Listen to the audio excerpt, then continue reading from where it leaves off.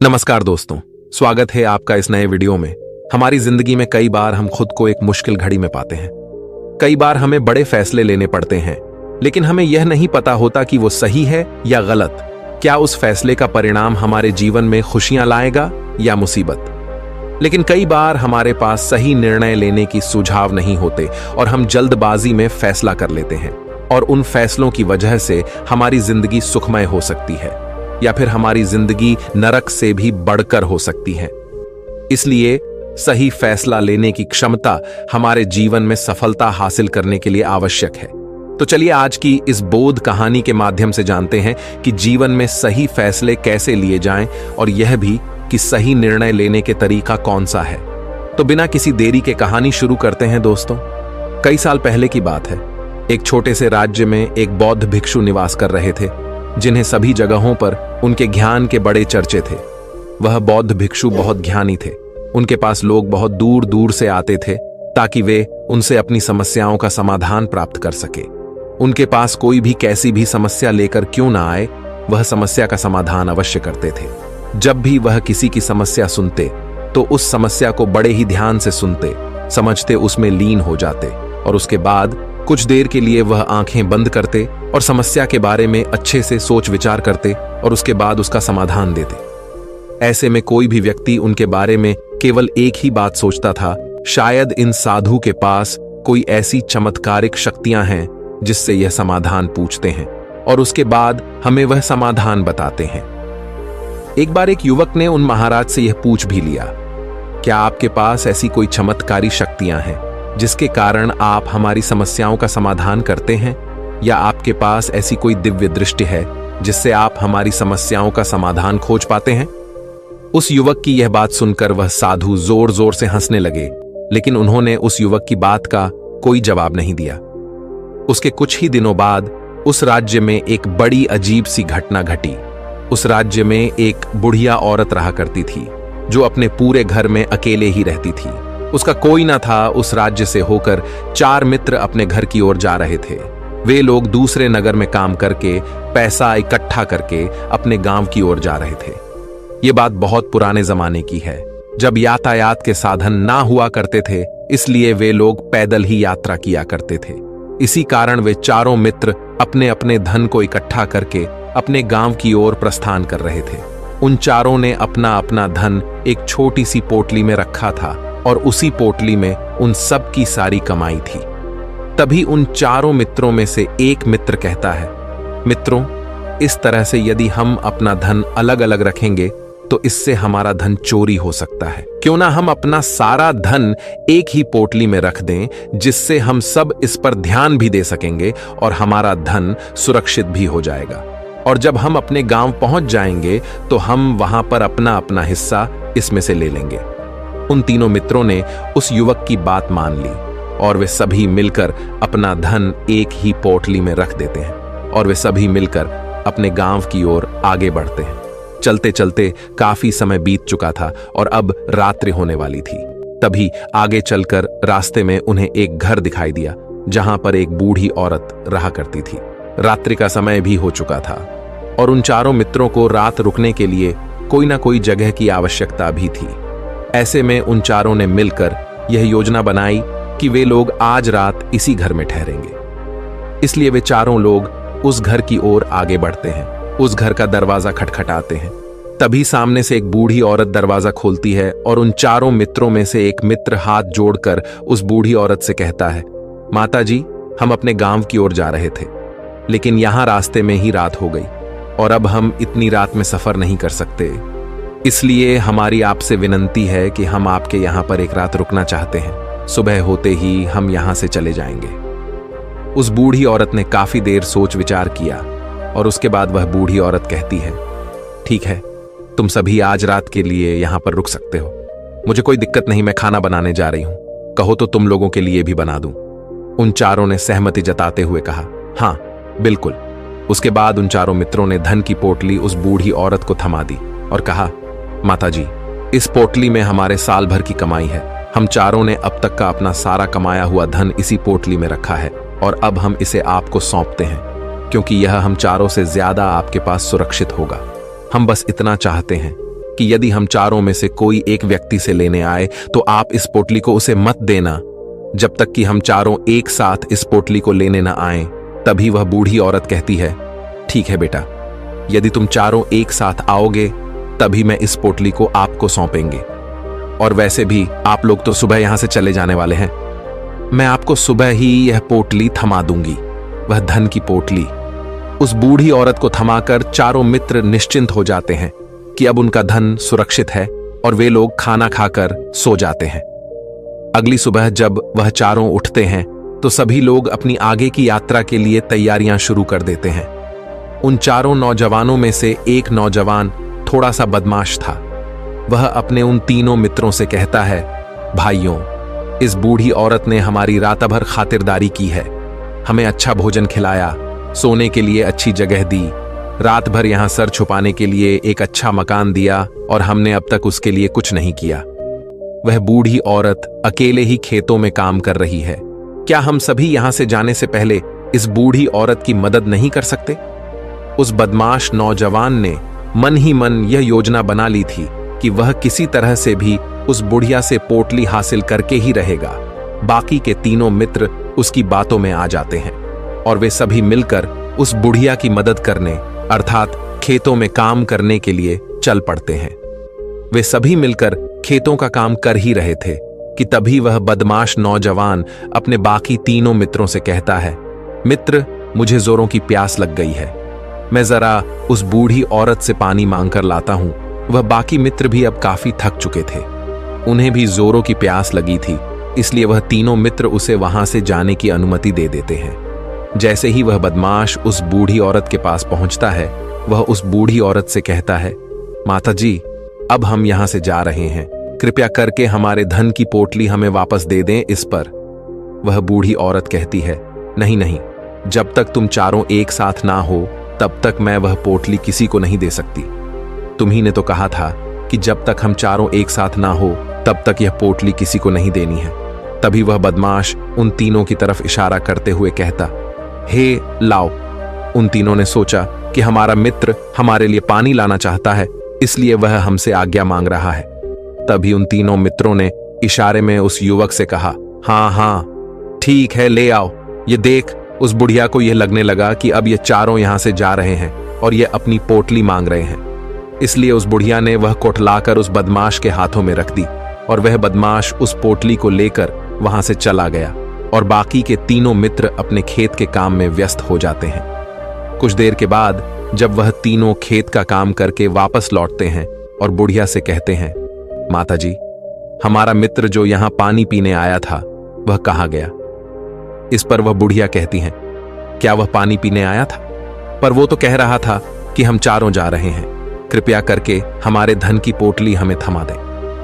तब तीनों बड़े आश्चर्य होकर उस बुढ़िया से कहते हैं, माता जी, हमने भला कब कहा वह पोटली मांगी थी? हमें तो प्यास लगी थी और हमने पानी के लिए इशारा किया था। तभी बूढ़ी औरत उन तीनों से कहती हैं, परंतु अब तो वह पोटली लेकर जा चुका है। तभी वह तीनों मित्र सर पकड़कर रोने लगते हैं और कहते हैं, माता जी, उसमें हमारा सारा कमाया हुआ धन था जो वह अकेले लेकर भाग चुका है। हमने तो आपको कहा था कि जब तक हम चारों एक साथ ना आए तब तक आपको वह पोटली किसी को नहीं देनी है, फिर आपने ऐसा क्यों किया? इसमें आप ही की गलती है।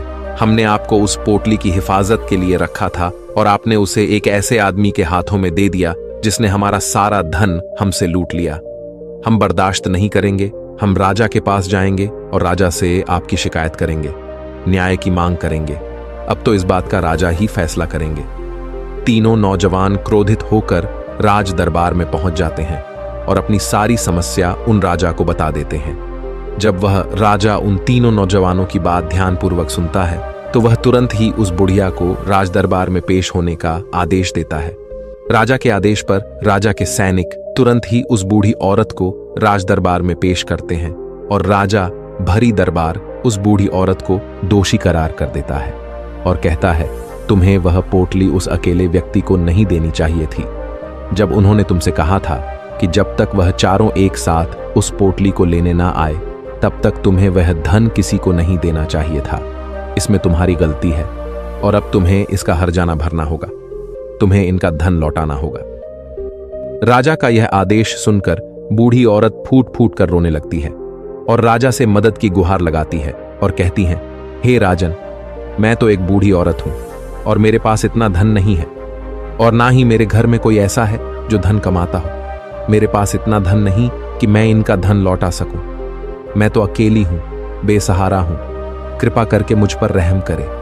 लेकिन राजा उस बूढ़ी औरत की एक नहीं सुनता। वह बूढ़ी औरत रोते हुए अपने घर की ओर जा रही थी।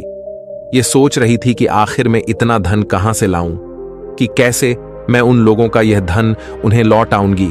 मेरे पास इतना धन नहीं है। मैं क्या करूं, कैसे करूं, कहां से लाऊं इतना धन? यदि मैंने उनका धन नहीं लौटाया तो मुझे राजा मार डालेगा। वैसे भी मेरी ही गलती है। जब उन चारों ने मिलकर मुझसे कहा था कि जब तक हम चारों एक साथ ना आए तब तक वह पोटली किसी को नहीं थमानी है, फिर भी मैंने वह पोटली केवल उस एक व्यक्ति को थमा दी। इसमें गलती तो मेरी ही है। वह रोते रोते ये सारी बातें सोचते हुए अपने घर की ओर जा रही थी।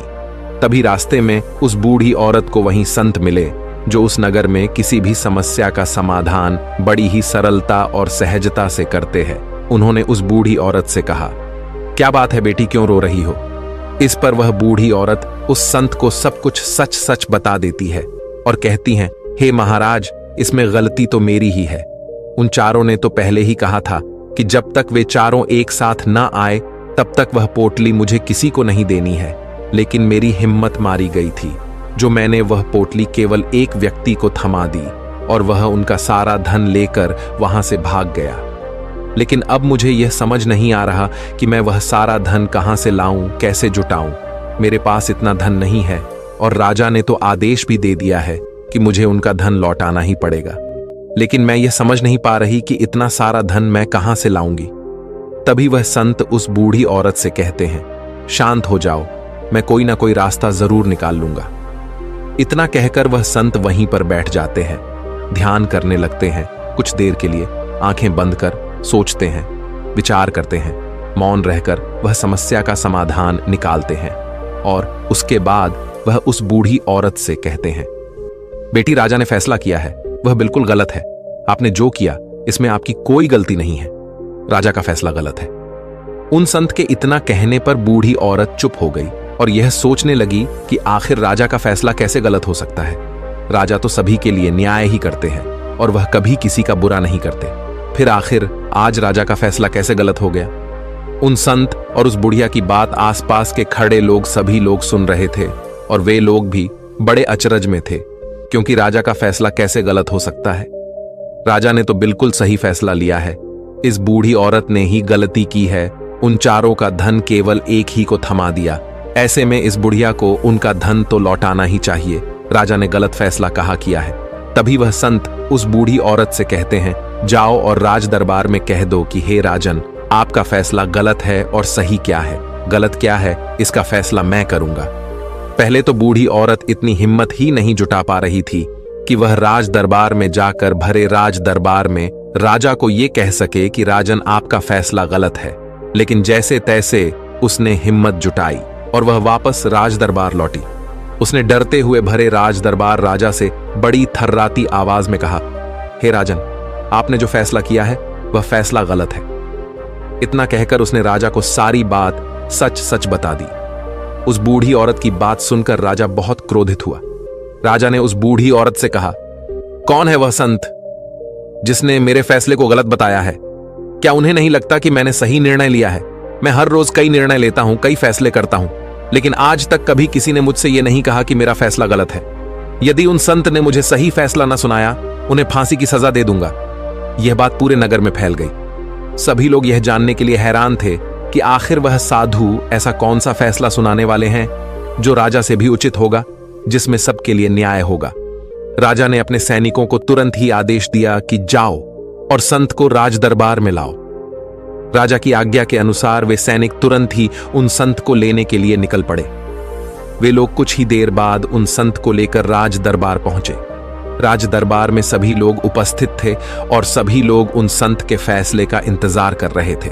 उन संत को देखकर राजा कहता है, महाराज, आपको ऐसा क्यों लगता है कि हमने जो फैसला किया है वह गलत है?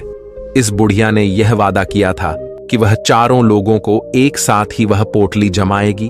फिर आखिर उसने अपना वादा क्यों तोड़ा? इसने यह गलती क्यों की कि इसने केवल एक ही को पोटली थमा दी और वह उनका सारा धन लेकर यहां से भाग गया? तो क्या इसमें इसकी गलती नहीं है? क्या इससे इनका धन नहीं लौटाना चाहिए?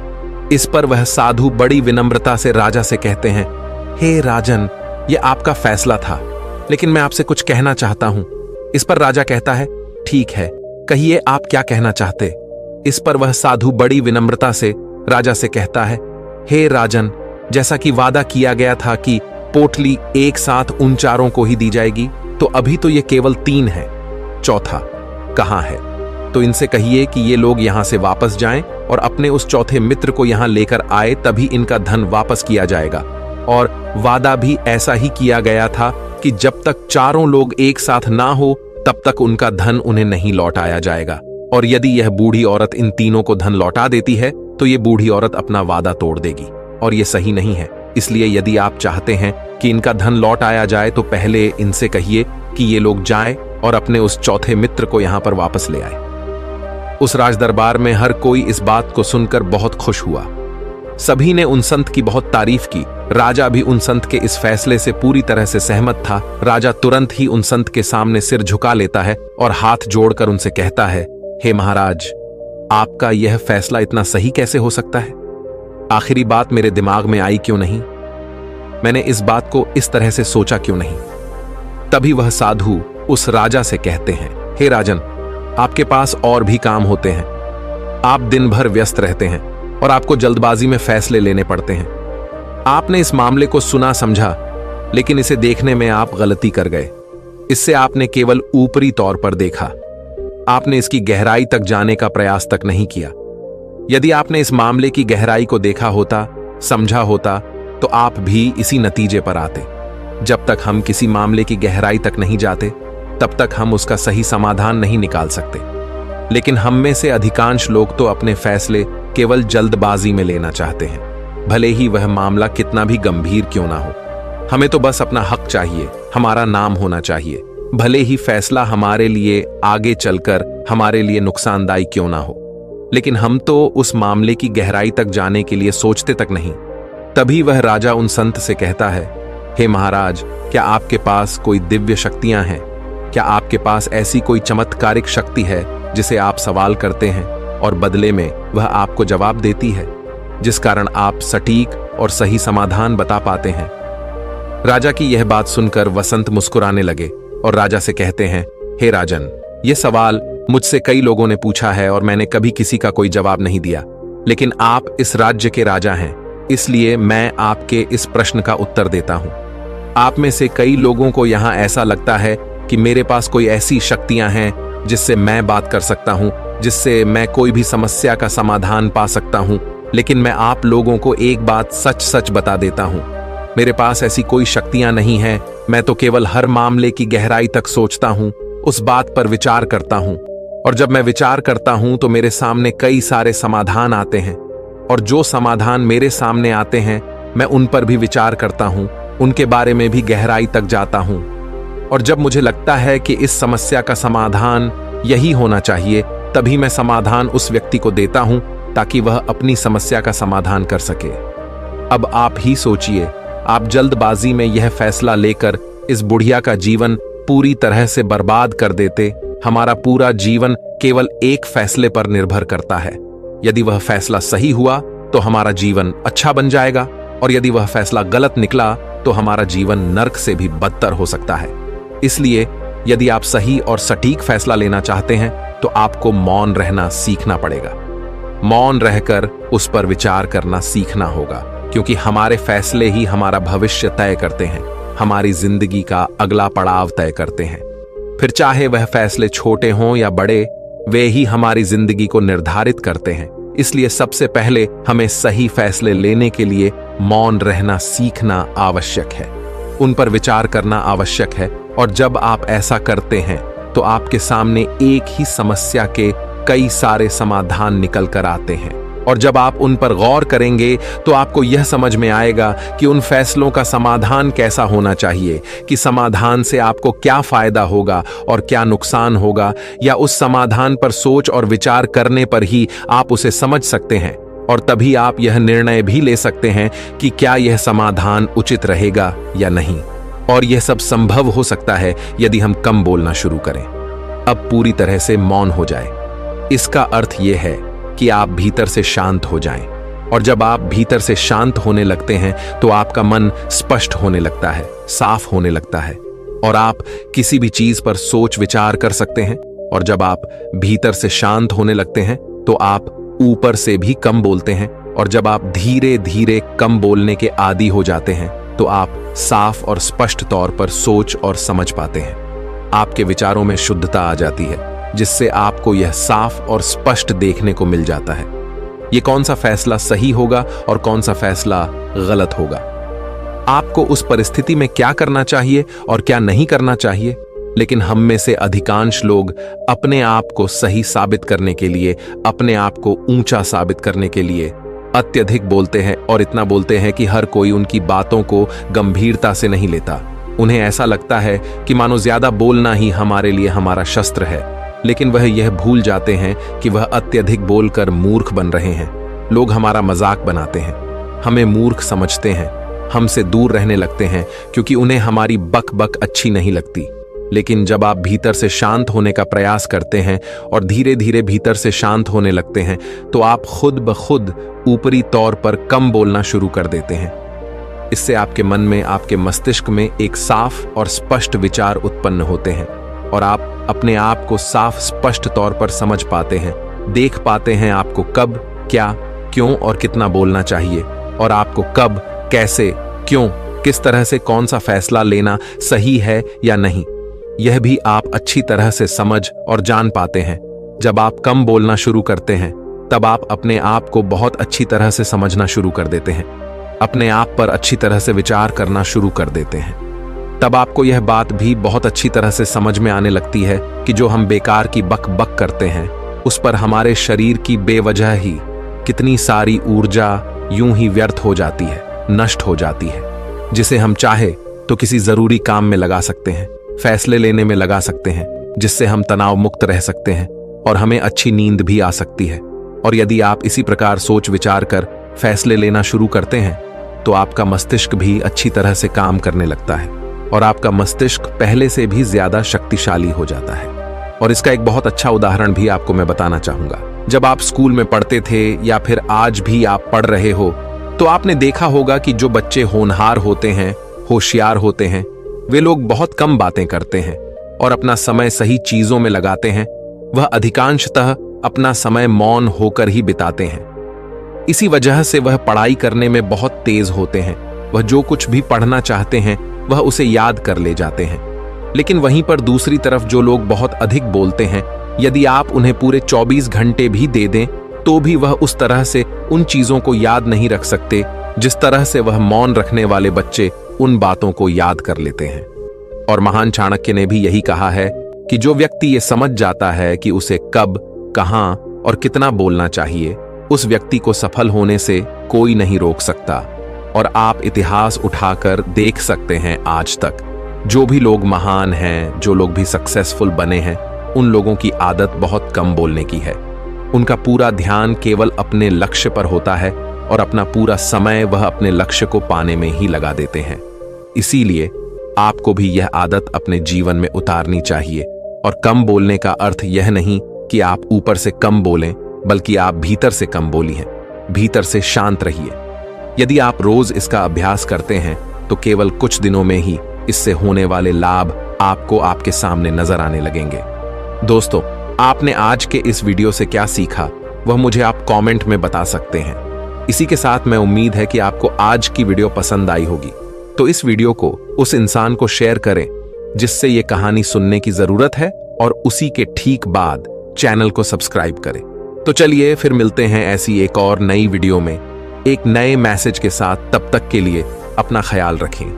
धन्यवाद और नमो बुद्धाय।